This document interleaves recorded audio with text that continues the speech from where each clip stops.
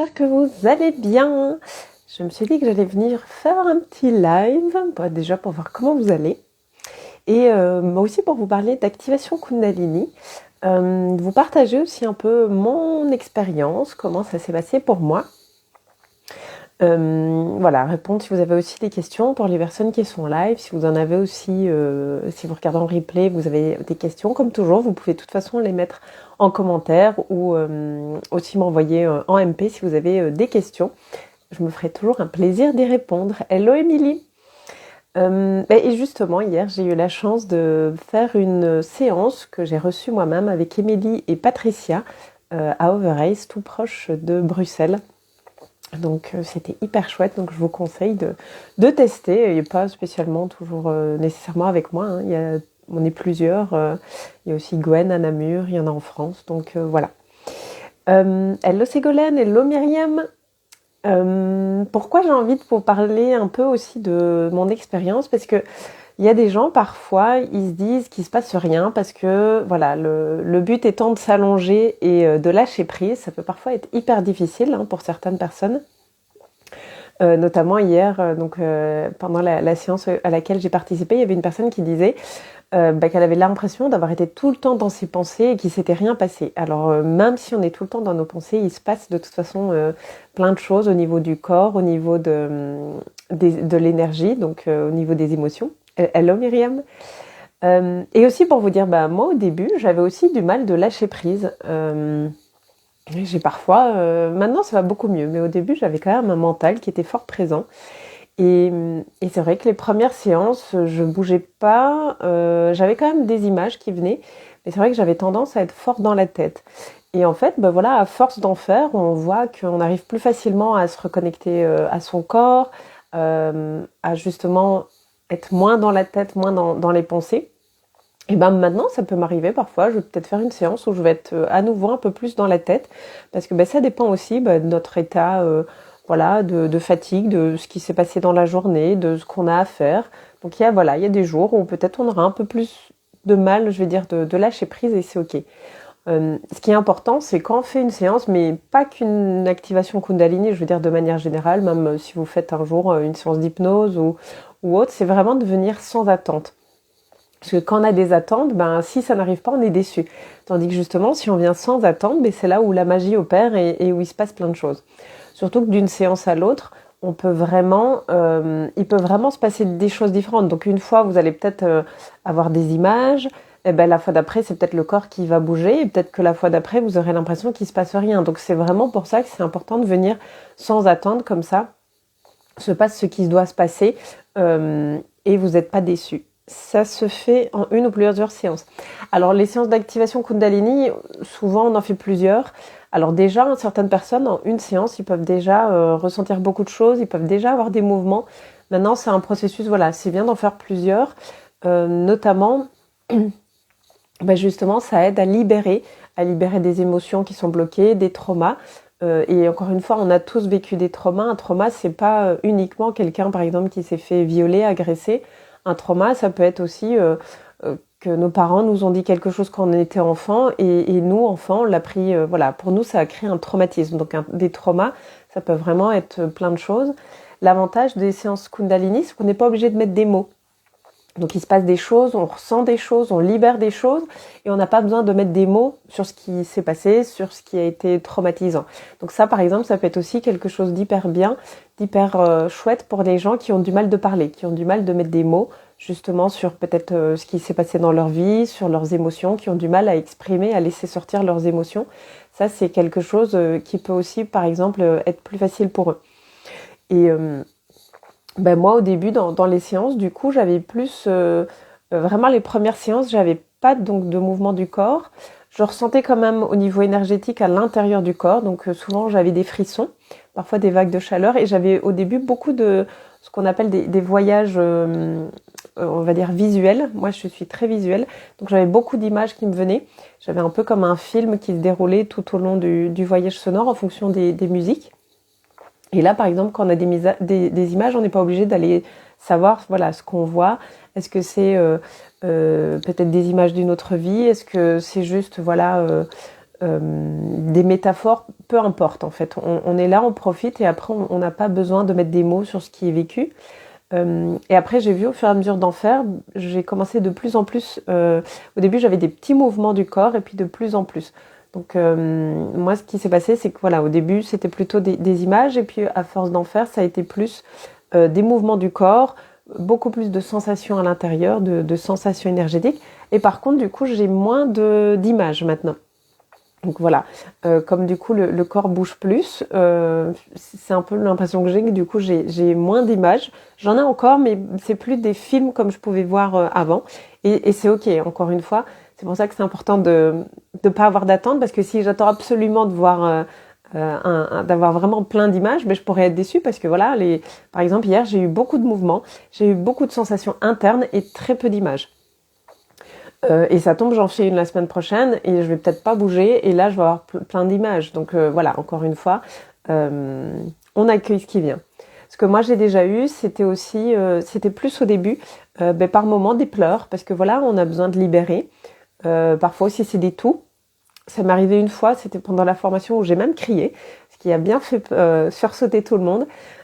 Donc tout ça, ça peut vraiment se passer et encore une fois, c'est vraiment d'une séance à l'autre, en fonction de ce qui a besoin de sortir. Quand on fait aussi en plus les séances en groupe, comme on entre en interaction avec tous les gens qui sont présents, ça peut aussi arriver, c'est que tout d'un coup, on va peut-être pleurer ou crier, et peut-être que ça ne nous appartient pas vraiment, ou aussi ce qui va se passer, c'est qu'on va peut-être entendre quelqu'un pleurer, et ça va nous faire réagir, ça va nous peut-être nous inquiéter, ou nous faire pleurer nous aussi, nous mettre en colère, peu importe. C'est ça aussi qui est chouette en groupe, c'est on interagit tous ensemble, et donc parfois, quelqu'un va faire quelque chose, et ça va peut-être nous déranger. Et en nous dérangeant, en fait, ça va libérer. Donc ça, c'est chouette aussi. Moi, notamment, à la formation, quand j'ai crié, on a les yeux fermés, donc on voit pas la réaction des autres. Je sais que du coup, elles ont toutes sursauté et que du coup, après, ça les a fait rire et elles ont libéré quelque chose suite au cri que j'ai fait. Donc voilà, c'est ça aussi qui est marrant. Hello Sylvia. Donc si vous avez des questions, hein, vous pouvez les mettre en commentaire. Ouais, donc ce qu'on peut avoir, hein, c'est des mouvements, ça c'est beaucoup ce qu'on voit sur les vidéos, mais encore une fois, le mouvement c'est pas obligatoire. Et comme je vous disais, moi au début, j'avais pas de mouvement et pourtant j'avais vraiment de très beaux voyages. Je sentais des libérations, notamment hein, quand on pleure, quand on bâille, quand on tousse, quand on crie, quand on rote, tout ça, ça montre qu'il y a des libérations. Et encore une fois, on n'a pas besoin de mettre des mots sur ce qui est libéré, donc c'est ça aussi qui est hyper chouette. Des sensations dans le corps, moi j'avais beaucoup de froid. Ce qui peut arriver, c'est ce qu'on appelle la thérapie par le froid, ou même avec deux couvertures, par exemple, on a hyper froid, on a beaucoup de frissons, ce qui peut parfois être désagréable sur le moment, parce qu'on a l'impression qu'on n'arrive pas à se réchauffer. Mais voilà, c'est juste l'énergie qui circule, et c'est d'accepter, ok, pendant un moment, on a froid, et c'est ok. Même si c'est désagréable. À l'inverse, parfois on peut avoir de la chaleur. Moi, ça m'est aussi déjà arrivé d'avoir des séances où j'ai l'impression d'être vraiment hyper légère, de flotter, limite presque de plus sentir mon corps. À l'inverse, par exemple, hier, il y avait des personnes qui disaient, elles avaient l'impression d'être vraiment hyper ancrées, hyper lourdes, d'avoir l'impression de le corps qui était hyper comme attiré par le sol. Et ça peut aussi arriver. Et du coup, elle disait, j'avais parfois peut-être envie de faire des mouvements, mais du coup, je me sentais tellement attirée par le sol, c'est comme si j'y arrivais pas à bouger. Donc ça aussi, ça peut arriver. Encore une fois, hein, c'est vraiment propre à chacun. Donc ça dépend de chacun. Encore une fois, d'une séance à l'autre aussi, c'est différent. Hello Stéphanie. Après, on peut aussi avoir comme des vagues d'énergie. On peut sentir des vagues d'énergie à l'intérieur. On peut aussi parfois avoir envie de chanter ou de faire des bruits. On peut avoir aussi parfois la sensation qu'il y a quelqu'un qui nous parle dans la tête. Encore une fois, ça va aussi dépendre un peu des modes de perception qu'on a, comme en hypnose. Moi, comme je suis très visuelle, c'est vrai que j'ai plutôt tendance à avoir des images, mais ça peut arriver parfois, voilà, d'avoir des intuitions aussi pendant les séances. Ça m'arrive de plus en plus. Les dernières séances, bien souvent, j'avais genre une idée qui me venait. Et du coup après je note parce que comme les rêves et les intuitions, si on note pas, parfois ça a tendance à s'oublier. Donc ça c'est aussi du coup chouette de noter ce qui nous vient. Qu'est-ce qu'il peut avoir? Ce qu'il peut aussi avoir, parfois, c'est aussi en groupe, hein. Quelqu'un va voir quelque chose et une autre personne va voir un peu une chose identique, où il va vraiment avoir des... Euh, encore une fois, comme on est en interaction, moi, ce que j'ai eu à la dernière séance que j'ai animée, eh ben, ils étaient 9 au total, et il y a 4 personnes qui se sont qui se sont couchées l'une près de l'autre. Et ces 4-là, pendant le voyage, ben, elles ont vécu des choses en lien avec l'accouchement. Et c'est marrant parce qu'hier aussi, du coup, il y a eu plusieurs personnes qui ont vu des bébés et tout. Mais du coup, là, c'était vraiment... c'était beau à voir parce que les 4 étaient l'une à côté de l'autre. Et à un moment, d'ailleurs, elles étaient toutes dans la même position. Un peu comme si elles allaient accoucher. Et c'était beau de voir comme en fait, il se créait vraiment... comment je vais dire, une synergie entre elles 4. Et aussi, ben voilà, par exemple, moi, à la dernière séance, il y a eu une personne qui m'a dit pour elle, ça n'avait pas été agréable parce que justement, à un moment, elle avait ressenti des peurs, puis à un moment, quelqu'un avait rigolé et elle était plutôt en train de pleurer, donc ça l'avait un peu mis en colère de se dire, ouais, pourquoi elle rigole alors que moi, je suis en train de pleurer. Et c'est ok, en fait, c'est vraiment d'accueillir tout ce qui vient. Et oui, parfois, les séances, ça peut ne pas être toujours hyper agréable, ça dépend vraiment de chacun et de ce qui est à libérer. Après, c'est pas parce que c'est pas agréable sur le moment que ça reste, hein.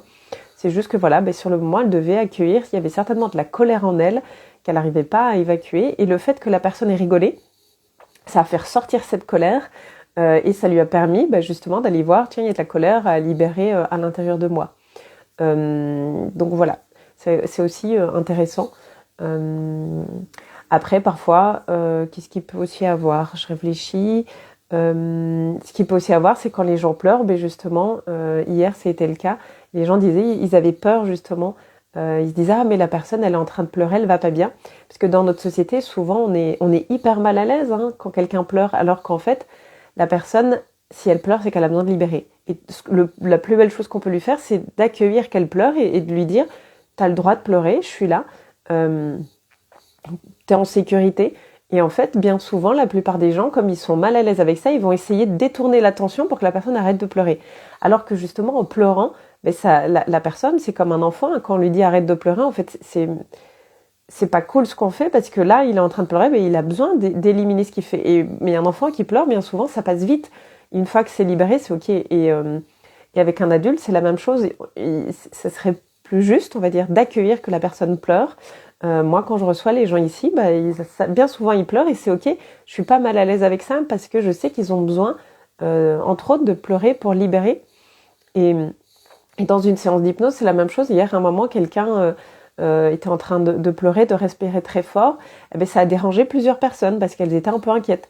Alors que moi, comme j'ai l'habitude maintenant et que je sais aussi que dans ces séances d'activation Kundalini, il y a de toute façon toujours la facilitatrice qui est là. Et en plus, hier, elles étaient 2. Moi, à l'inverse, je me suis dit, ok, en fait, elle est en train de libérer. C'est cool pour elle. Je lui envoie beaucoup d'amour et de toute façon, je sais qu'elle est en sécurité parce qu'il y a les facilitatrices et je sais que quoi qu'il arrive, voilà, s'il y a quelque chose qui se passe et qu'elle a besoin de support, il y aura de toute façon quelqu'un qui sera là pour elle. Donc moi, je peux revenir à moi, je peux revenir dans mon voyage. Je sais qu'elle est en parfaite sécurité. Mais voilà, après, c'est parce que si je suis habituée et que j'en ai déjà fait plusieurs, mais je peux comprendre quand c'est les premières fois que parfois c'est un peu, peut-être dérangeant ou qu'on a un peu peur. Hello Julie.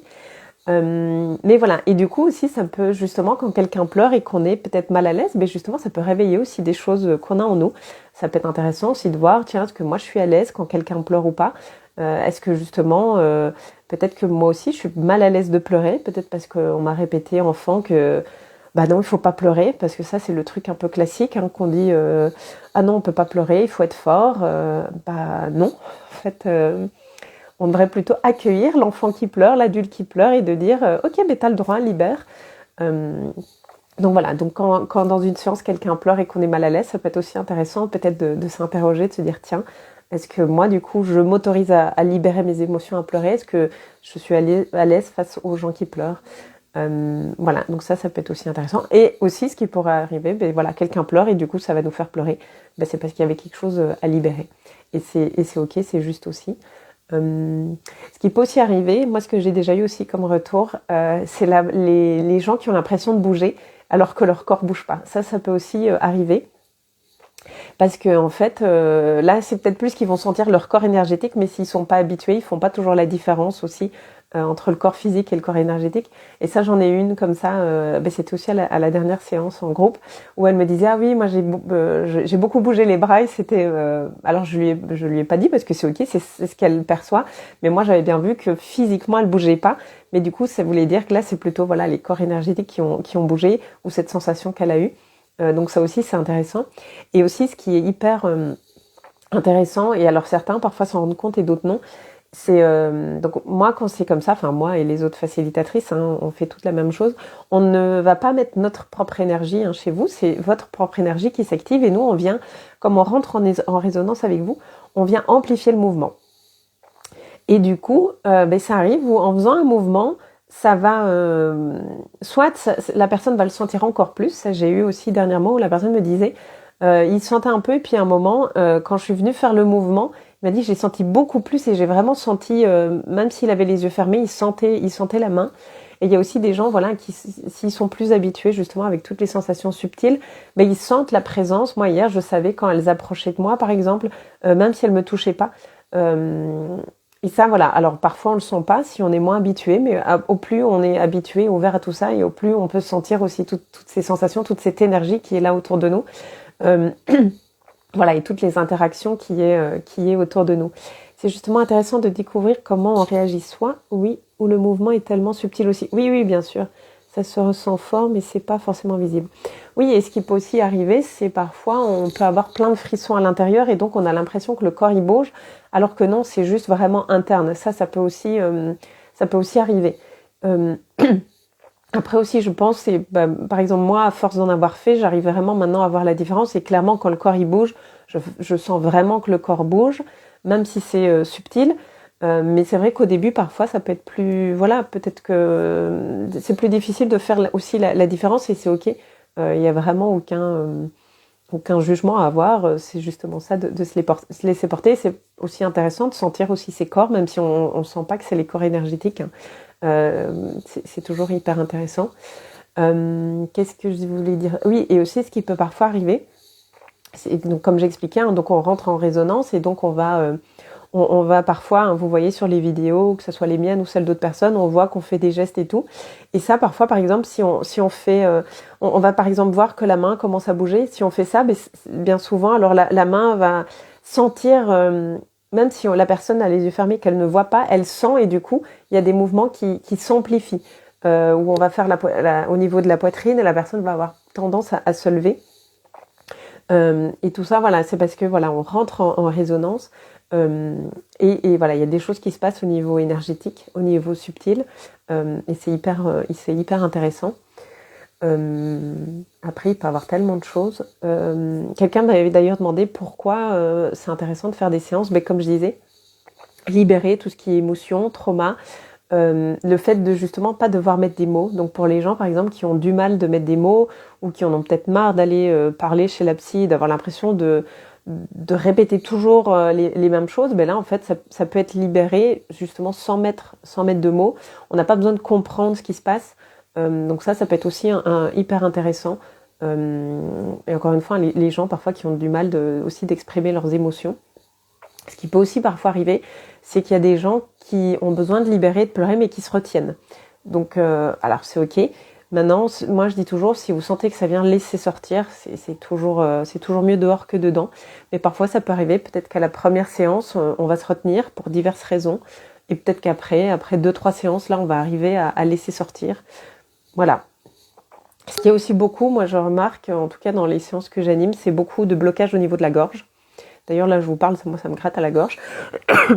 Et du coup, on voit beaucoup les gorges qui s'activent, envie de pleurer, envie de tousser, ou quelque chose qui a envie de sortir. Et parfois, c'est difficile et c'est OK. Quand on intériorise, beaucoup se libérer est beaucoup plus compliqué. Oui, bien sûr, c'est pour ça que parfois, une séance, peut-être qu'aux premières séances, il ne se passe pas grand-chose parce que si depuis, alors là, je ne sais pas quel âge t'as, mais si je veux dire depuis 30 ans, voilà, on nous dit de pas pleurer, on nous dit qu'il faut être fort, on nous dit, en gros, on intériorise tout, on se dit non, mais en fait, je peux pas parler, dès que ça va mal, je garde tout pour moi et tout. ah ben c'est sûr que ça va pas se faire en une fois et tout d'un coup tout va pas sortir. S'il y a eu, on va dire, 30 ans de couches d'oignons qui ont été mises de carapaces, ben les carapaces, il faut le temps, voilà, une à la fois. Moi, je vois vraiment ça comme des couches d'oignons. Et bah, ça s'enlève une à la fois et on n'enlève pas tout d'un coup, sinon ça serait même trop fort pour les gens. Imaginez, vous êtes avec une armure et du jour au lendemain, vous êtes tout nu. Ça va être hyper inconfortable, vous allez avoir froid et vous allez vous sentir hyper agressé. C'est pas le but, donc c'est pour ça, souvent il faut plusieurs séances. Et quelles que soient les séances, je veux dire, voilà, je veux dire là, je parle de choses que moi j'ai, voilà, que je parle d'activation Kundalini, les séances d'hypnose, les soins énergétiques. Mais bien souvent, il faut faire plusieurs séances aussi pour... Alors, même si déjà une séance, on peut voir beaucoup d'effets, mais comme c'est des couches d'oignons, il y a, ben voilà, on enlève une première couche avec une séance, bah, si on y retourne un mois après, en fonction, ou 6 mois ou quoi, il y aura d'autres couches. Il y a toujours des choses, voilà, à voir, à libérer, et même entre deux séances, peut-être qu'on aura vécu un autre traumatisme et qu'on n'aura pas réussi à le libérer sur le moment. Voilà, donc c'est quelque chose qui se fait aussi en continu. Je confirme, c'est libérateur, ouais. C'est ça, j'ai 30 ans bien vu. Et voilà. Il suffit de se laisser, de se laisser porter par l'intuition et on a les infos. Simplement faire confiance à l'intelligence de notre corps, il sait ce qu'il peut libérer. Oui, et par exemple, Patricia, avec qui je me suis formée, elle donne toujours aussi l'exemple. Votre corps, il sait se guérir, il sait se soigner quand on se coupe. Comme elle dit toujours, on n'a pas besoin d'aller regarder, imaginons on se coupe le doigt, on n'a pas besoin de regarder notre doigt et dire à notre corps, il faut que tu cicatrises, il faut que tu cicatrises. Le corps, il sait le faire tout seul.